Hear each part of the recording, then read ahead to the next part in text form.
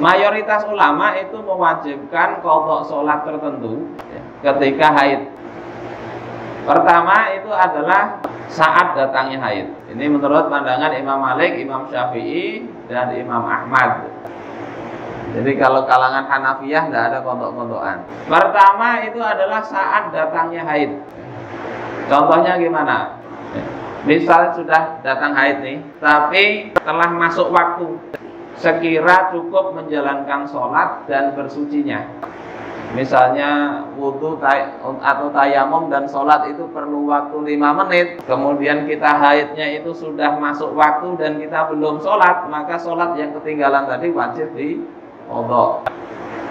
Di sini masuk zuhur misalnya jam setengah 1, 12.30 masuk zuhur. Kita lagi goreng tempe atau apa ya, belum sholat, kemudian ternyata 12 lewat 40, 10 menit berikutnya kita haid, maka catat itu zuhurnya kita ketinggalan, wajib diqadha, wajib diqadha menurut mayoritas ulama.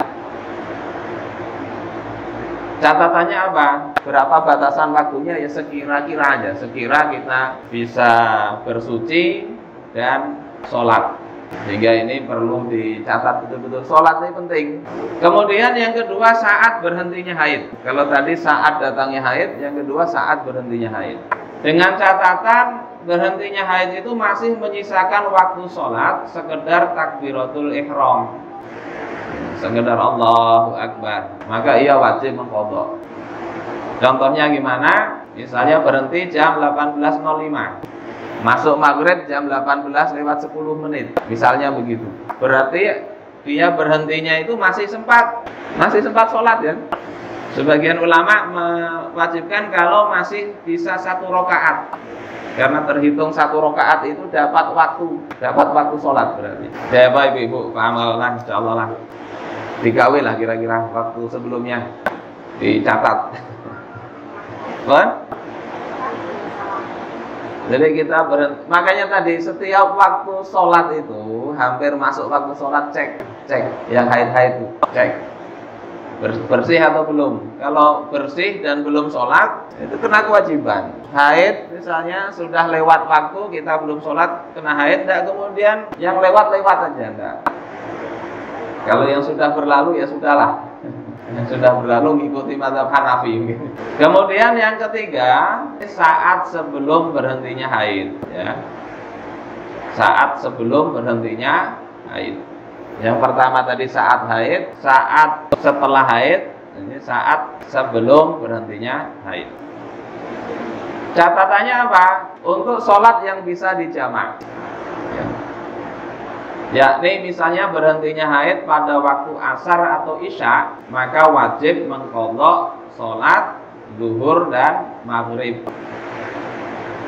Wajib mengqadha sholat zuhur dan maghrib kalau berhentinya pada waktu asar atau isya, dan masih menyisakan waktu sekedar takbiratul ihram.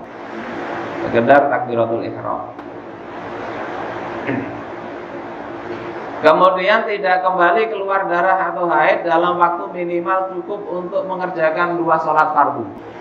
Misalnya asar nih, jam 5:30 ternyata berhenti haid itu, maka wajib sholat zuhur dan sholat asar.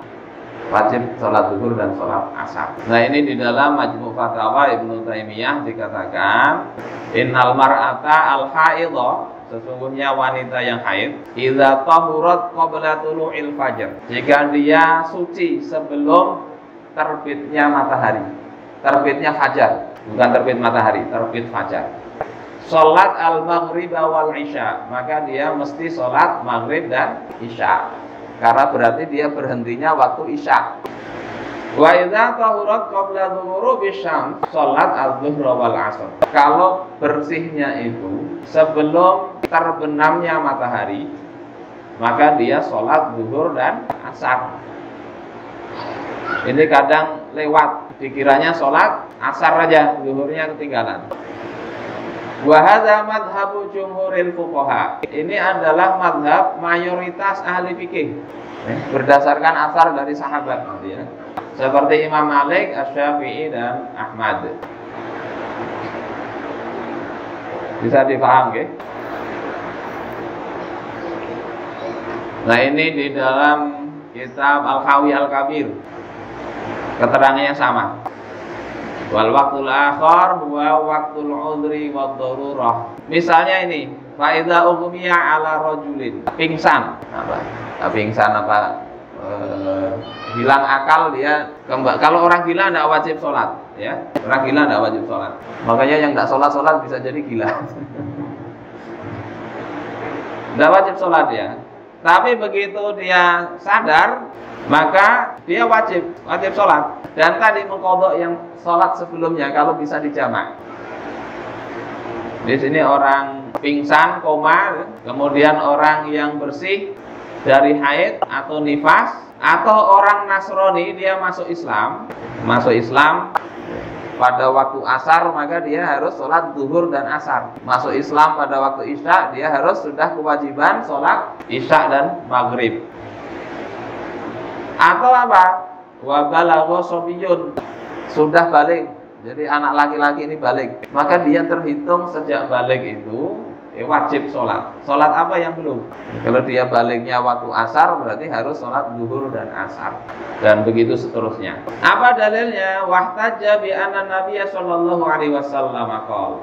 Jadi dalil orang yang tadi, para fuqaha mayoritas ahli fikih kok begitu? Itu dalilnya adalah sabda Nabi sallallahu alaihi wasallam, "Man adraka raq'atan qabla an taghruba syamsu faqad adrakal asra." Siapa yang bisa mendapati satu rakaat, sempat sholat satu rakaat sebelum maghrib, sebelum matahari terbenam, maka dia telah mendapatkan sholat asar. Jadi sholat asar pada waktunya itu, yang pada waktunya itu berarti satu rakaat itu. Setelah satu rakaat bangkit ke rakaat kedua sudah azan maghrib, itu terhitung sholat asar pada waktunya masih. Tapi ini jangan diamalkan. Jangan diamalkan karena afdolnya itu sholat di awal waktu. Jangan dibiasakan meski itu sah. Sholat asarnya dapat sholat asar pada waktunya. Satu rakaat kedua, ketiga, keempat sudah azan maghrib. Waman adraka raq'atan minas subhi qabla an tatlu asyams faqad adraka subha. Siapa yang dia mendapati satu rakaat subuh sebelum matahari terbit. Karena waktu subuh itu sejak terbit fajar shadiq sampai syuruk. Syuruk jam berapa? Hari ini tadi jam 6:10. Jam 6:10 itu matahari terbit. Dia bangun jam 6. Jam 6 wudu, kemudian macam-macam sholat subuh, Allahu Akbar, rakaat pertama, setelah itu matahari terbit. Itu sudah dapat sholat subuh pada waktunya. Sholat subuh pada waktunya. Lanjutannya, intinya itu yang saya sampaikan, ini alasan para ulama kenapa begitu pahamannya. Nah, ini di dalam kitab hadis Musannaf Ibnu Syaibah, riwayat tadi dari Abdul Malik dari Atha bin Abi Robah. Ini seorang tabi'in, berguru kepada sahabat Ummul Mukminin tentang haid. Kata beliau, idza tahurat qabla ghurubi syamsi shallatiz zuhra wal asra.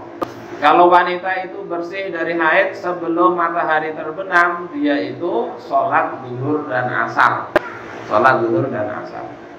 Wa idza tahurat qabla al-fajri sholatil maghrib wal isya. Kalau dia bersih sebelum fajar, maka dia hendaknya sholat maghrib dan sholat isya. Saya rasa jelas ini alasan-alasan yang menjadikan wanita itu begitu.